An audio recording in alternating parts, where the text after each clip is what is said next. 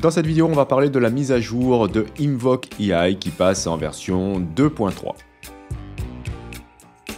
Pas mal de changements arrivent dans cette mise à jour, notamment la reconnaissance par Invoke AI des modèles Safe Tensors, qui sont des checkpoints qui offrent l'avantage d'être beaucoup plus sûrs en termes d'intégration de malware, par exemple. Donc pour nous, c'est au niveau de la sécurité, c'est quand même beaucoup plus avantageux. Donc je vous conseille, lorsque vous changez de modèle, ou plutôt lorsque vous allez en télécharger un, de bien vérifier lorsque vous allez dans Files and Versions, par exemple ici sur le site Hugging Face, que vous avez là la possibilité de télécharger la version Safe Tensors. Voilà, elle sera à privilégier au lieu de celle-ci qui est donc la CKPT. Bon, ça c'est un cas particulier, hein. C'est pour le modèle ici Dreamlike Diffusion 1.0 qui au passage se trouve déjà dans Invoke AI. L'autre grande nouveauté, c'est que maintenant Invoke AI reconnaît aussi les nouveaux modèles que sont les diffuseurs.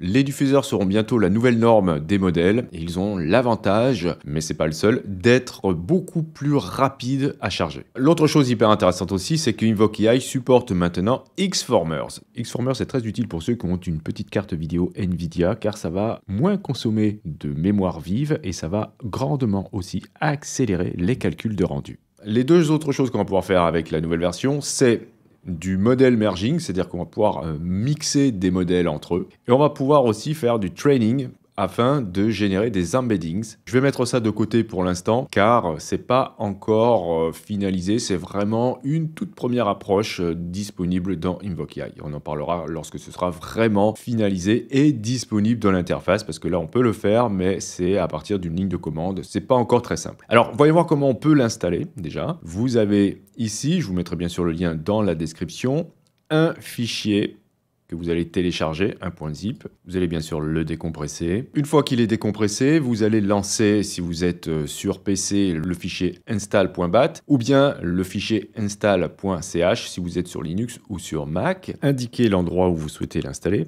Si le dossier existe déjà, eh bien c'est que vous avez une ancienne version. Vous pouvez dire que vous êtes d'accord pour installer dans ce dossier. Choisissez le type de GPU que vous avez sur votre ordi. Si vous avez déjà installé Invoke AI, c'est pas la peine de réinstaller le modèle. Vous pouvez sauter cette étape en indiquant ici S.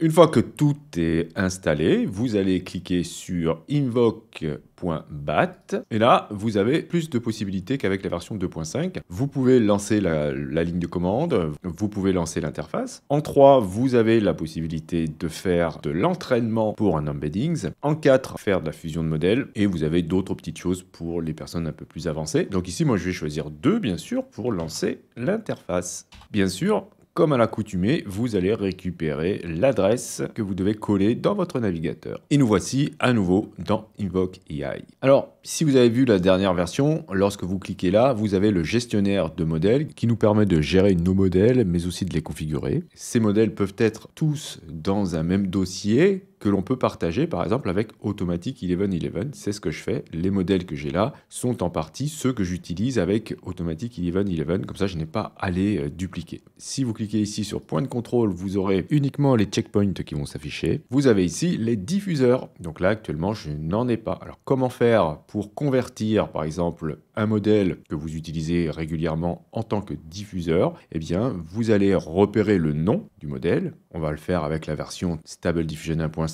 par exemple, celle qui est actuellement chargée, donc celle qui est active là. Je vais récupérer juste le nom, très important. Je vais arrêter Invoke AI et le relancer.